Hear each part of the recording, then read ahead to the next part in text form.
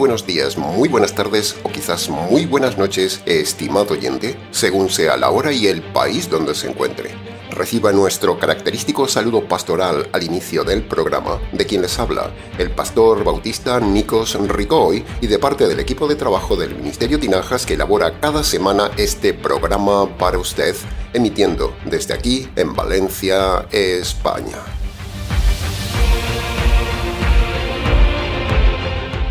Muy bienvenidos una vez más a nuestro nuevo programa semanal Encuentros.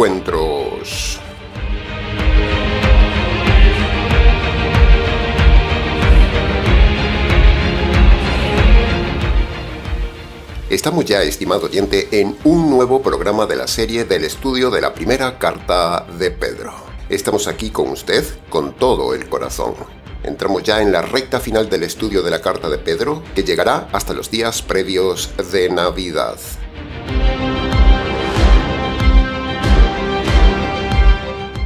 Pedro es judío, y Pedro con sus cartas está ayudando a la humanidad con el mejor enfoque del tema del sufrimiento.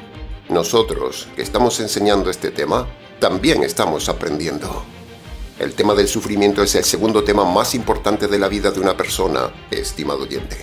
El primero es la salvación, pero el otro tema que nos acompaña toda la vida es el sufrimiento. Pedro, con palabras sencillas, con ideas directas, Pedro da la mejor cátedra teológica al mundo sobre el verdadero sentido del sufrimiento humano. No hay otro lugar en toda la Biblia donde se exponga el tema del sufrimiento con el mejor enfoque teológico.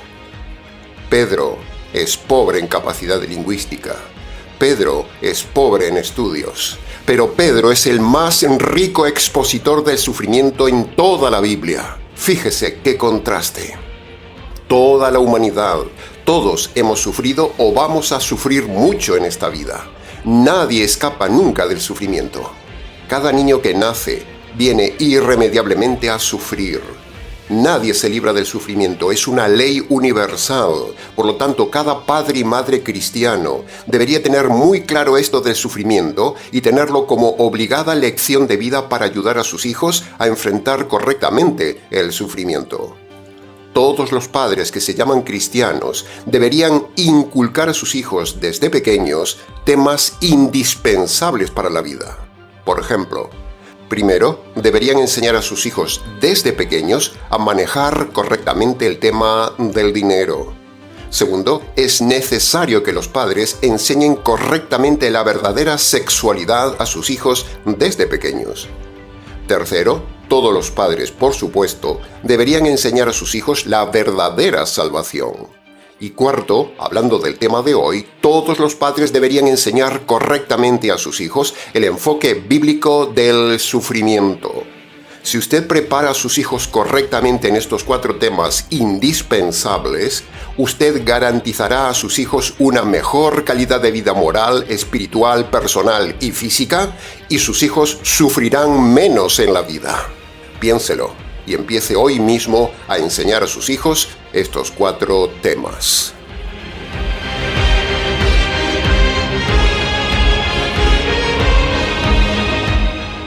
En las escuelas no se enseña sobre el sufrimiento.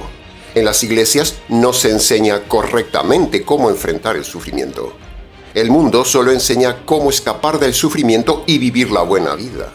Y, tristemente, en las familias llamadas cristianas de hoy tampoco se enseña a los hijos cómo enfrentar correctamente el sufrimiento. Todo el mundo sufre. Y por mucho que tratan de escapar, el sufrimiento siempre le atrapa. Nadie escapa del sufrimiento, ni siquiera los ricos, ni los políticos, ni los corruptos, ni siquiera los pastores de las sectas de sanidad y milagros. Todos sufren. Nadie escapa del sufrimiento, porque Dios ha diseñado el sufrimiento para todos los hombres. Esos hipócritas pastores que hablan de sanidad, prosperidad, milagros y pare de sufrir, ellos también sufren de dolor, también sufren enfermedades y desgracias, y me alegro que sufran, porque son hipócritas mentirosos. Todo el mundo sufre, estimado oyente. Nunca se puede evitar el sufrimiento. porque el sufrimiento, dice Pedro, es una ley universal de Dios y es diseño deliberado de Dios dado a todos los hombres. Así que no le engañen con eso de pare de sufrir, o venga a buscar su sanidad y su milagro, o que si usted sufre es por falta de fe o por pecado. No. Dios manda el sufrimiento a todos, Dios ordena el sufrimiento a todos, Dios da a todos el sufrimiento. Dios utiliza el sufrimiento para llamar la atención a los inconversos para que se salven. Y Dios utiliza el sufrimiento también para pulir el carácter y preparar a los convertidos para administrar un día el reino de los cielos. Esta es la verdad universal, bíblica y ex cátedra del tema del sufrimiento. Recíbala, estimado oyente.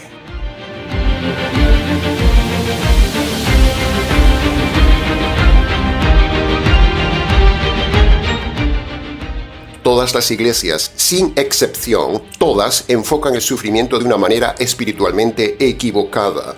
Y por eso hay más sufrimiento en la gente. Fíjese la paradoja. En el lugar donde se debería enseñar correctamente el tema del sufrimiento, se enseña mal, y esas son las iglesias. Cuanta más religión, más sufrimiento. Por ejemplo, las sectas evangélicas de sanidad, milagros y pare de sufrir, como dijimos antes, todas están diseñadas y son un negocio para engañar a la gente con el tema de escape del sufrimiento. Busque su milagro, ore a Dios pidiendo sanidad, ayune para que Dios le oiga, etcétera, etcétera. Pero todo eso es falso, no funciona, no se librarán del sufrimiento, no es el modelo bíblico. La Iglesia Católica reza a los santos, reza rosarios a María, le dicen que haga un peregrinaje o haga sacrificios para hallar gracia ante Dios. Pero todo eso es falso, es pecado, no le quitará el sufrimiento. La Iglesia Católica es falsa. Otros buscan la sanidad por medio de los santeros, los brujos y el ocultismo, todo con tal de escapar del sufrimiento. Pero eso es pecado. Incluso las iglesias evangélicas más moderadas, entre ellas la falsa iglesia bautista liberal, los calvinistas, los adventistas y todos esos istas, todas oran pidiendo a Dios para librarse del sufrimiento. Incluso hay ministerios de oración para librarse de los problemas y del sufrimiento. Esos ministerios son inútiles porque van contra la palabra de Dios. Toda la iglesia ora por la enfermedad de un miembro. Toda la iglesia hace vigilias para que una operación salga bien. Todos oran para que alguien encuentre trabajo, para que se sane de una enfermedad, para que se quite el cáncer, para que se sane del accidente, para que no se muera, para encontrar pareja, para que le vaya bien en un viaje y un largo, etcétera. Todas las iglesias y pastores, todos, sin excepción, caen en el mismo error: pedir a Dios y orar a Dios en el nombre de Jesús para quitar el sufrimiento. Pero Dios no les oye, porque precisamente Dios es el que les envía el sufrimiento. ¿Va entendiendo el repaso del tema, estimado oyente?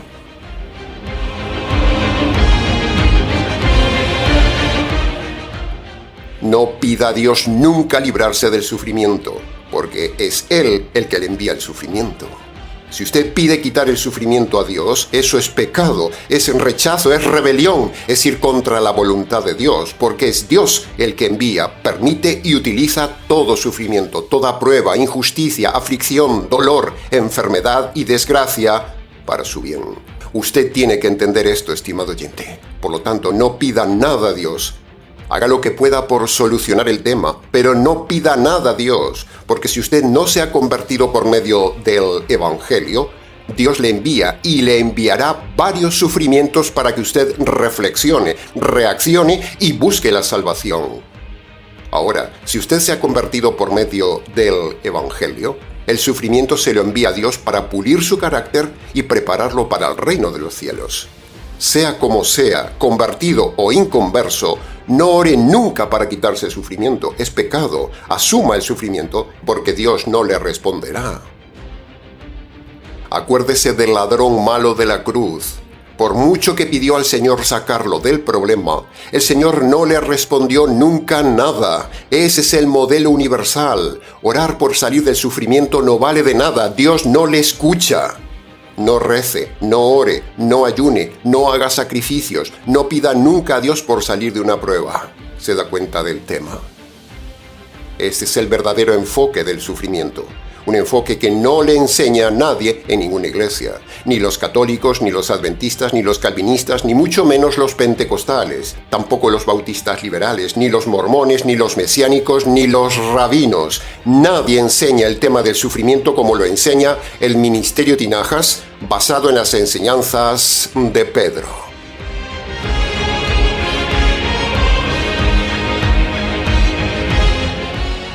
Todos esos ministerios de oración que usted ve por ahí son herejía, son del diablo, son falsos, son pecados, son mentirosos, no sirven para nada, son anti-Pedro, porque Pedro, precisamente, nos dice que el sufrimiento es algo normal que Dios envía a todos.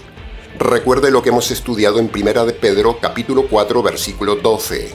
No se sorprendan del fuego de la prueba cuando venga, como si fuera alguna cosa extraña que les acontece. Este versículo no se lee en las iglesias. Pedro dice que el sufrimiento es normal y es enviado por Dios. Así que, argumento irrefutable, jaque a las iglesias de sanidades, milagros, rezos y pare de sufrir.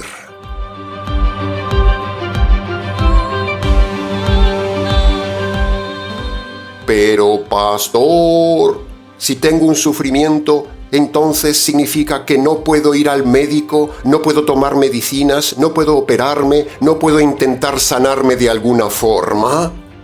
Bueno, verá, estimado oyente, no dijimos eso. No dijimos que no intente sanarse o salir de la prueba, no. Lo que dijimos es que no ore a Dios para salir del problema, porque es Él el que se lo envía. Ahora, escuche esto. Si usted trata de salir de la prueba, y la prueba se va, bien, me alegro por usted. Eso significa que la prueba ya cumplió su función, llamar su atención y luego la prueba se fue. Pero, si usted intenta todo por dejar de sufrir y la prueba no se va y persiste, es porque usted debe reflexionar en algo y Dios no está permitiendo que se libre de ello a pesar de que usted lo intenta. Por lo tanto, no dé patadas contra el aguijón y asuma la prueba. Si la prueba se arregla, mejor. Pero si la prueba no se arregla, es porque usted tiene que arreglar algo. Bien, hasta aquí con el resumen, repaso e introducción necesaria sobre lo que hemos estado estudiando en la primera carta de Pedro. En el día de hoy continuaremos con el estudio de los versículos 2 y 3 del capítulo 5 y lo haremos, como siempre, de forma detallada para su mejor comprensión.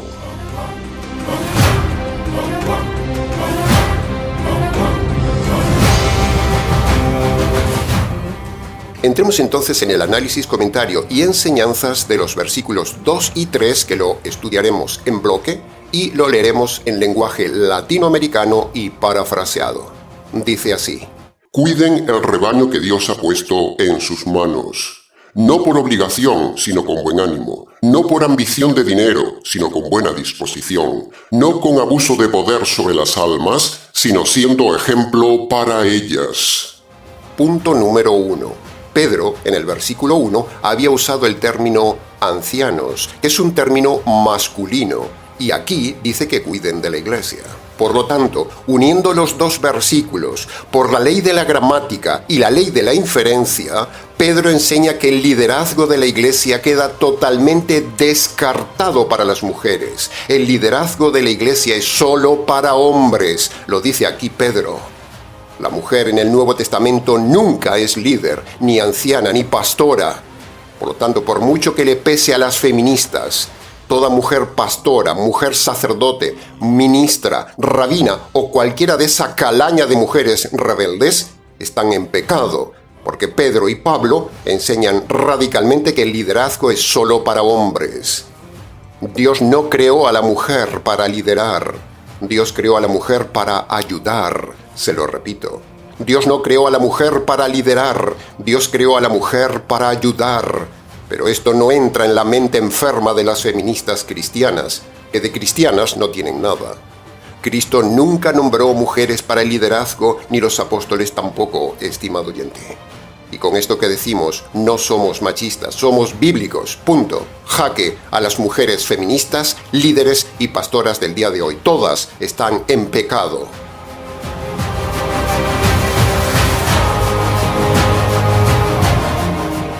Punto número 2. Cuando se habla del término rebaño, se refiere solo al grupo de convertidos por medio del Evangelio. O sea, se refiere solo a ovejas, no a cabras y ovejas. Juntar cabras y ovejas en un local, en un edificio, eso es pecado, es antibíblico. Va contra el modelo neotestamentario, por eso imagínense la cantidad de pecado y de pastores falsos que hay por ahí juntando cabras y ovejas en un local. Por eso todos los pastores de todas las iglesias que juntan a todo el mundo en sus locales, todos están pecando porque no se debe juntar cabras con ovejas, no es el modelo bíblico. La Biblia prohíbe juntar cabras con ovejas o trigo con cizaña. Ese no es un rebaño bíblico. ¿Qué comunión tiene el creyente con el inconverso? Dice 2 de Corintios capítulo 6. La respuesta es contundente, ninguna.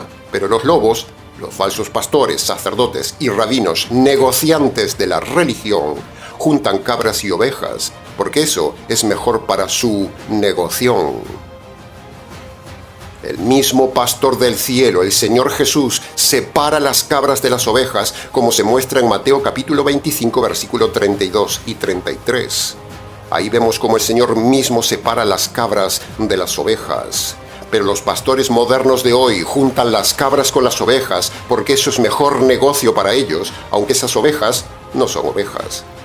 Todo pastor que tiene un rebaño de cabras con ovejas, en realidad no tiene ninguna oveja, solo tiene cabras. Y él es un lobo vestido de oveja, no es un pastor, es un impostor. ¿Cómo es su rebaño, estimado oyente? ¿En su rebaño, en su iglesia, hay cabras y ovejas? Pues ya lo sabe, márchese de ahí cuanto antes, porque significa que usted no es oveja. No se puede juntar un rebaño de cabras y ovejas, es pecado.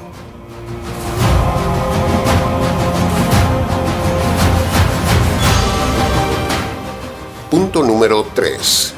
Pedro dice que cuidar las almas es un mandamiento. Así que si usted se llama pastor, usted no tiene que usar la iglesia como una forma de buena vida ahora, sino que su vida es cuidar las personas convertidas ahora. Y si usted no es pastor, pero es líder o es diácono, también debe ayudar al pastor a cuidar las ovejas. ¿Y qué es lo que vemos en las iglesias de hoy? Todo el mundo quiere ser pastor para vivir mejor, no para cuidar a la gente mejor. En la mayoría de casos, ese líder en la vida secular no valdría para nada o tendría que trabajar 1000 horas para poder atender a su familia y no mendigar. Conclusión, se meten a pastores porque es muy fácil, es un negocio, se vive bien, eso creen. Influyen a sus pastores para ser líderes, rondan a los líderes para que les den algún puesto de liderazgo y así vivir del cuento. El Señor manda cuidar a las ovejas, no cuidar su bolsillo. Hoy en día el pastorado es un negocio, no es una vocación. En el Ministerio Tinajas se está formando un rebaño y lo estamos haciendo con toda entrega. Estamos obedeciendo este mandato con total ejemplo y vocación, cuidando a las ovejas con corazón. ¿Cómo es usted, estimado pastor?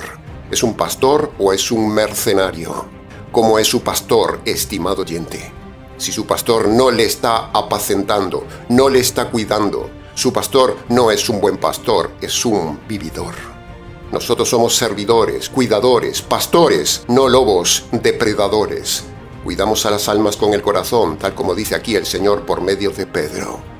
¿Está usted cuidando las almas, estimado pastor, o se limita solo a dar un discurso semanal y recibir el diezmo consolador?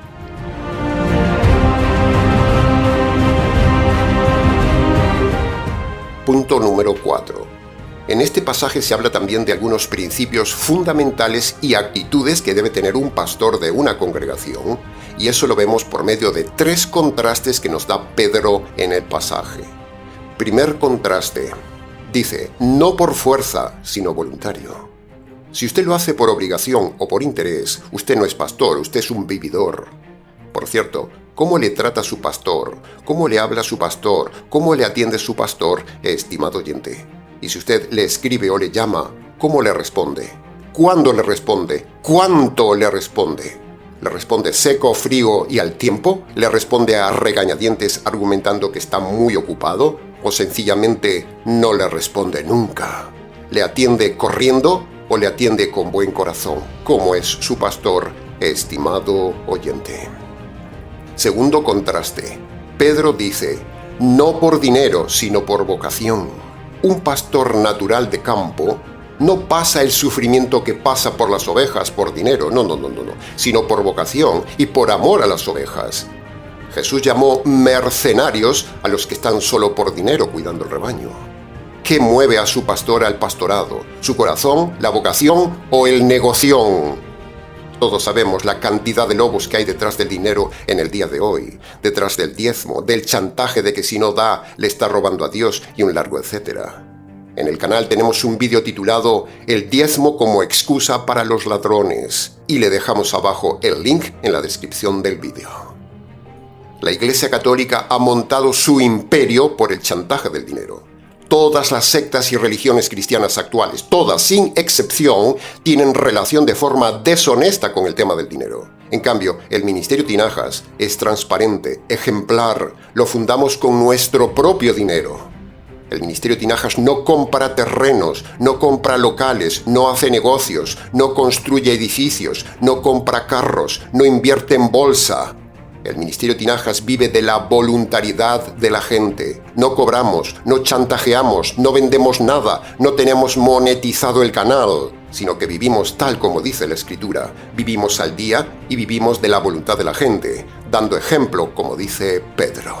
En cambio, es terrible ver el tema del dinero en todas las iglesias. Los presupuestos astronómicos, las deudas que tienen, los gastos sociales innecesarios que tienen, la presión sobre la gente para dar y pagar el alquiler o el préstamo al banco, la venta de todo tipo de cosas para hacer dinero, el chantaje de que roban a Dios y no dan dinero, o que hay que dar dinero para ganar el cielo. Todo eso es dinero deshonesto, como dice Pedro.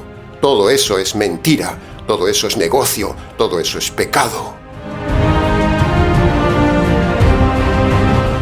La versión bíblica Reina Valera dice, ganancias deshonestas. El diezmo es dinero deshonesto. Las primicias son dinero deshonesto. Cobrar dinero para sacar las almas del purgatorio es dinero deshonesto. Engañar a la gente con eso de que si usted da dinero Dios le prosperará, eso es deshonesto, es mentira. Así que si usted está en una iglesia que le pide el diezmo, usted está en una iglesia deshonesta. Y si usted está en una iglesia deshonesta, hay dos cosas. Primero, les seguirán robando, por lo tanto usted es un necio. Y segundo, usted se irá a la condenación eterna por cómplice de lobos deshonestos. ¿Sabe una cosa más, estimado oyente? Las iglesias que sacan dinero de forma deshonesta, sencillamente, es porque son iglesias deshonestas y sus pastores deshonestos. ¿Qué hace usted ahí, en medio de ellos? El dinero es la clave para ver si su iglesia o pastor es honesto o deshonesto.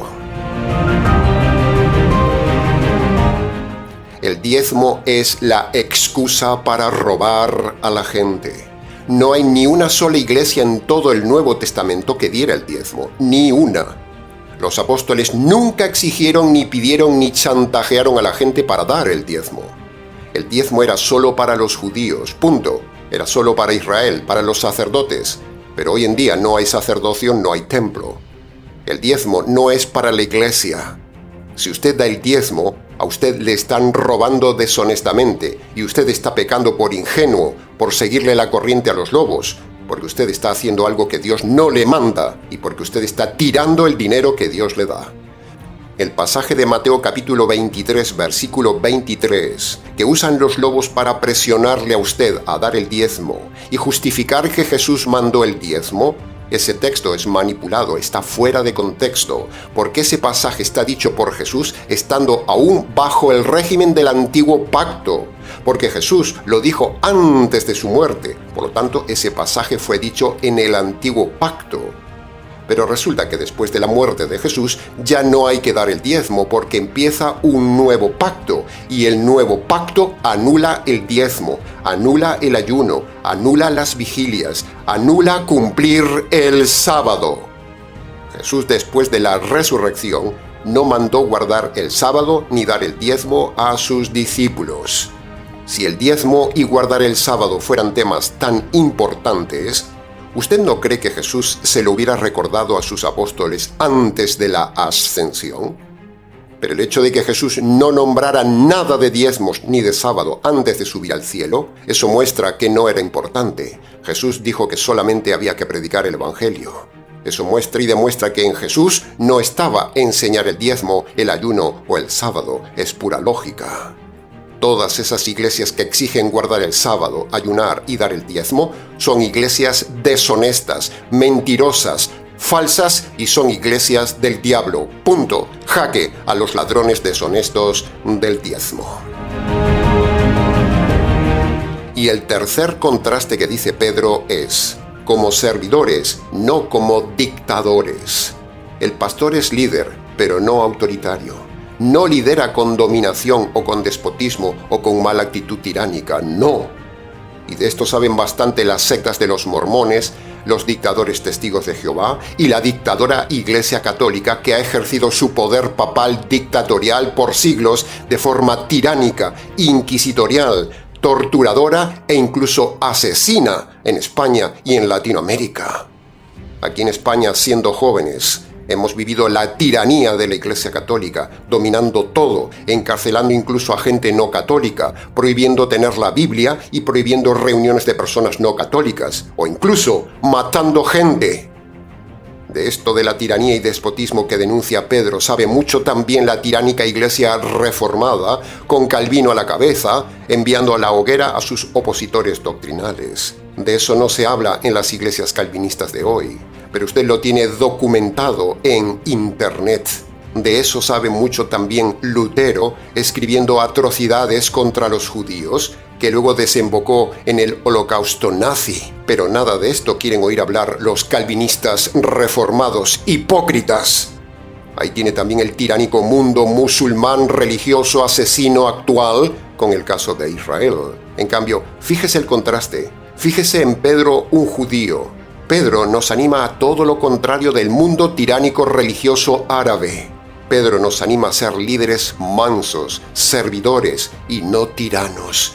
Puede ver la diferencia entre los árabes, los católicos y las sectas respecto a lo que dice aquí Pedro que deben hacer los judíos y los verdaderos cristianos. Así es la religión, tirana, pero Pedro, el judío, dice a los cristianos verdaderos que un buen pastor, un buen líder, no es tirano, y tiene como modelo al Señor Jesús, el buen pastor, cálido, sufrido, ayudador, abnegado, modelo, servicial y no tirano. ¿Cómo es su pastor, estimado oyente? ¿Su pastor es modelo y ejemplo para usted?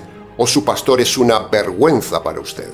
El papado siempre fue tirano. Si Pedro fue el primer papa, entonces, ¿por qué el papado a lo largo de los siglos no ha usado estos tres modelos del versículo 2 y 3 de Pedro, sino por el contrario, ha ido detrás del dinero, detrás del interés y siendo tiranos, hipócritas católicos? Punto número 5.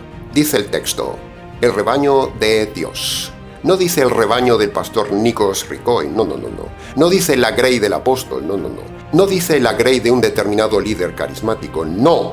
Los pastores somos siervos del gran pastor, el Señor Jesús. No somos dueños, ni arrogantes dominantes, somos mayordomos, dando la comida a su tiempo, como dice el Señor en Mateo capítulo 24, versículo 45. ¿Hay algún siervo fiel y dispuesto al cual pueda poner sobre mi casa para que dé el alimento a su tiempo? ¿Hay alguno? Y un día, hace muchos años, nosotros ante este pasaje levantamos la mano y dijimos: Señor, yo estoy dispuesto a sacrificarme para dar de comer buen alimento a tu casa. Y desde aquel entonces, aquí estamos, estimado oyente, casi con 40 años de servicio y unos 15 años en la red, no como dictadores, no como estafadores, no como vividores, no como deshonestos ladrones, no como engañadores, sino con ejemplo, temor y temblor, siguiendo al Señor y a Pedro. Cuando el texto habla del rebaño o de la grey, no se refiere a un local o a un edificio. Se refiere solo al grupo de convertidos por medio del Evangelio que se congregaban en casas. Pablo y Pedro y Pablo nunca hablan de construir locales, nunca hablan de comprar templos, alquilar edificios, construir iglesias, catedrales y un largo etcétera. Ellos solo hablan de congregarse en las casas. En todo el Nuevo Testamento no vemos nunca edificios, ni templos, ni iglesias, ni catedrales. Ni el Papa ni los pastores de las iglesias evangélicas cristianas de hoy se han puesto a estudiar lo que dice Pedro aquí y lo que no dice Pedro aquí. Y entre las cosas que no dice Pedro aquí es que los pastores tengan que tener una ropa especial, un hábito, una ropa religiosa como hace la iglesia anglicana, la iglesia ortodoxa o la iglesia católica romana, para imponerse como señores sobre la gente, pretendiendo con ese ropaje absurdo dominar más sobre la gente. El hábito no hace al monje, dice el refrán. Las ropas de las religiones son pecado. Pedro tampoco habla del altar en una iglesia. Pedro no habla de rezar rosarios. Pedro no habla de mezclar el judaísmo con el cristianismo. Pedro no habla de meter en la iglesia cabras con ovejas. Pedro no habla de María ni una sola vez en sus cartas. Pedro no habla de sacramentos. Pedro no habla de bautizar niños. Pedro, el supuesto primer papa, no habla de papas, solo habla de pastores convertidos, humildes, pobres, siervos, sobrios y dando ejemplo. Pedro es muy sencillo, y así debe ser la iglesia. No la opulencia de las religiones o incluso de las modernas sectas de la prosperidad. Nada de eso se parece al modelo que nos deja aquí Pedro. ¿Cómo es su iglesia y su pastor, estimado oyente? ¿Se parecen al modelo que nos deja aquí Pedro? Si no es así, márchese de ese rebaño, porque usted está en un rebaño de cabras, liderado por lobos. El que escuche, entienda.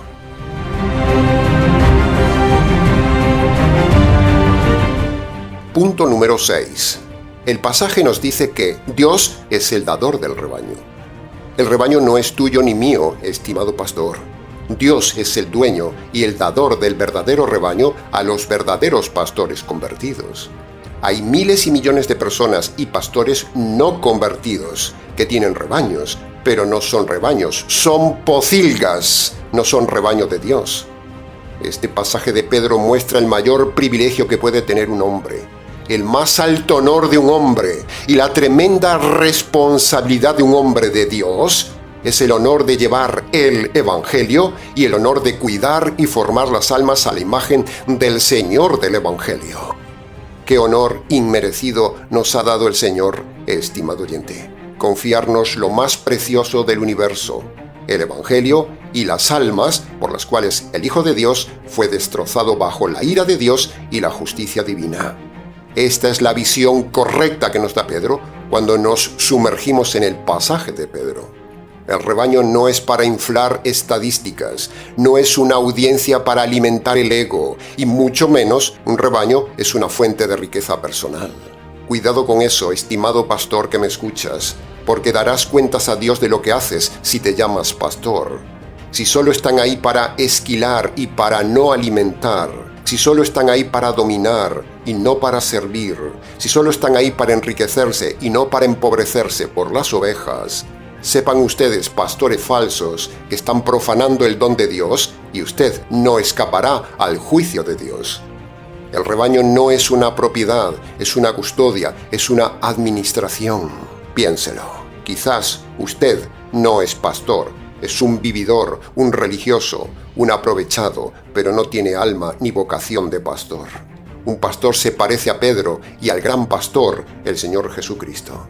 Que el peso de esta verdad haga temblar al que escucha y devuelva al corazón de cualquier líder la vocación de amar y alimentar, proteger y servir, enseñar y dar ejemplo al rebaño del Señor del rebaño. Que conste en acta. Y punto número 7 del mensaje de hoy. El texto finaliza diciendo: siendo ejemplos para la grey, O sea, el pastor debe dar ejemplo en toda la iglesia. Entonces, ante esta frase de Pedro, la pregunta es muy sencilla. ¿Su pastor es modelo para usted? ¿Su pastor se parece al Señor, el pastor modelo? ¿O su pastor es ignorante de la Biblia, es un payaso, es un showman, es un vividor, es un profesional, es un negociante, es solo académico que presume de títulos y vive como un rey? ¿Cómo es su pastor, estimado oyente? ¿Le da ejemplo? ¿Su pastor tiene sabiduría? ¿Su pastor está siempre dispuesto para ayudarle, para escucharle? ¿Su pastor es agradecido? ¿Su pastor le dedica tiempo? ¿Su pastor le da estudios? ¿Su pastor se preocupa de sus niños y de su matrimonio? ¿Su pastor es sobrio o es despilfarrador? ¿Su pastor va detrás de la buena vida o su pastor le ayuda a que usted tenga una mejor vida espiritual? ¿Sabe una cosa, estimado oyente? Ya lo hemos dicho alguna vez en el canal, pero hoy procede a repetirlo.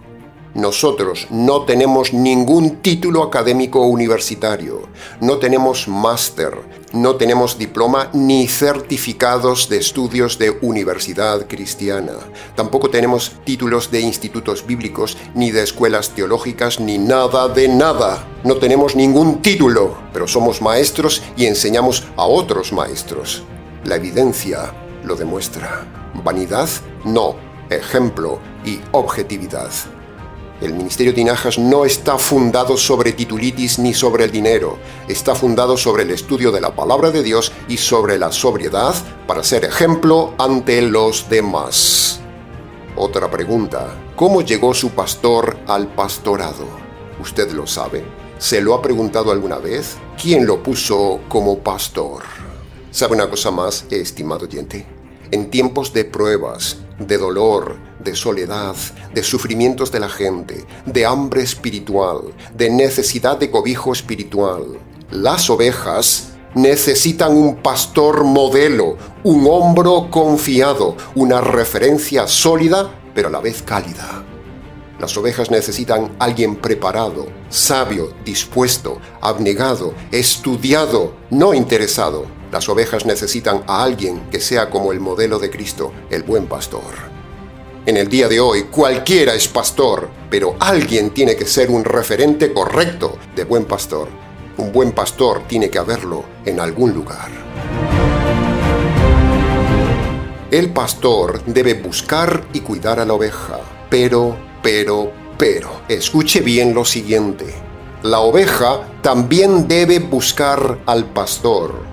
Es cierto, muchos pastores son negligentes y no cuidan a las ovejas. Pero también es justo decir que las ovejas, por comodidad, por orgullo, por terquedad o por un concepto errado del tema, no buscan al pastor y creen que el pastor siempre debe andar detrás de las ovejas.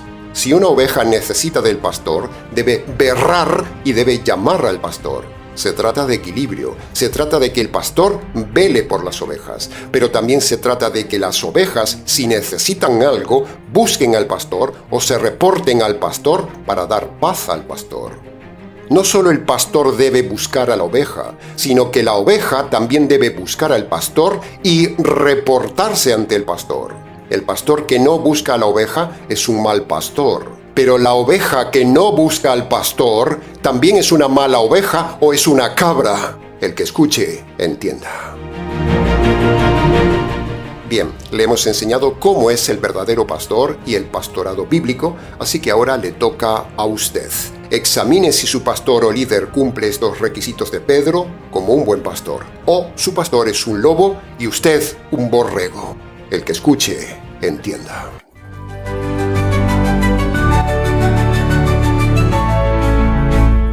Ahora, habiendo llegado ya al final del programa, solo nos queda redirigir el tema de hoy al punto clave de siempre. Para que usted sea perdonado por haber rechazado en su vida el sufrimiento. Para que usted sea perdonado del pecado de murmurar contra Dios por haberle enviado el sufrimiento. Para que usted sea perdonado del pecado de ignorar el verdadero sentido del sufrimiento. Para que usted sea perdonado por haber sido un mal pastor y haber enseñado mal el tema del sufrimiento. Para que usted sea perdonado del pecado de estar congregándose en una iglesia equivocada y con un mal pastor. Para que usted pueda pasar de cabra a oveja. para que usted pueda ser perdonado de todos los pecados cometidos en su vida, para que usted no vaya al sufrimiento eterno y para que usted pueda entrar en la gloria del reino eterno. Para todo esto, usted debe obedecer los dos requisitos universales que el Señor Jesús manda a todo hombre en Marcos capítulo 1, versículo 15. Arrepentimiento de sus pecados y fe en el Evangelio.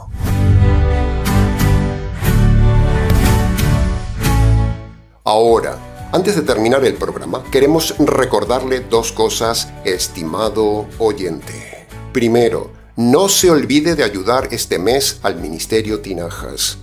Si usted recibe ayuda, recibe enseñanza y recibe beneficio espiritual de este canal, lo justo y bíblico delante de Dios es que usted ayude de forma material al Ministerio Tinajas. No sea desagradecido, estimado oyente, valore lo que le damos. En segundo lugar, queremos recordar brevemente que se ha cumplido la profecía que le hemos dado la semana pasada. El acuerdo de paz entre Israel y los palestinos fue papel mojado, fue una hipocresía, fue una pérdida de tiempo, no ha valido de nada y nuevamente Estados Unidos y su presidente han hecho el ridículo. Se ha cumplido nuestra profecía. Este tratado de paz era aire. Ya hubo muertes entre ambos bandos en estos días. Por cierto, tampoco era muy difícil profetizarlo, todo hay que decirlo. Era muy evidente que esto no iba a durar nada. Todos los políticos que participaron en este falso tratado de paz, incluido el presidente de España, han hecho el ridículo. La guerra sigue y seguirá, que conste en acta. Bien, una vez más se nos ha ido el tiempo del programa, estimado oyente. Mucho más se pudo haber dicho del tema, pero creemos que, con lo dicho, ha sido suficiente para su enseñanza y su reflexión. Si le han surgido preguntas de algún tema, escríbanos. ministeriotinajas@gmx.es. Nada más por hoy, estimado oyente. Les ha compartido este programa quien les habla, el pastor y expositor bíblico Nikos Ricoy, emitiendo desde aquí, en Valencia, España. Será entonces con el gusto de siempre, hasta el próximo mensaje, aquí en nuestro habitual programa semanal Encuentro.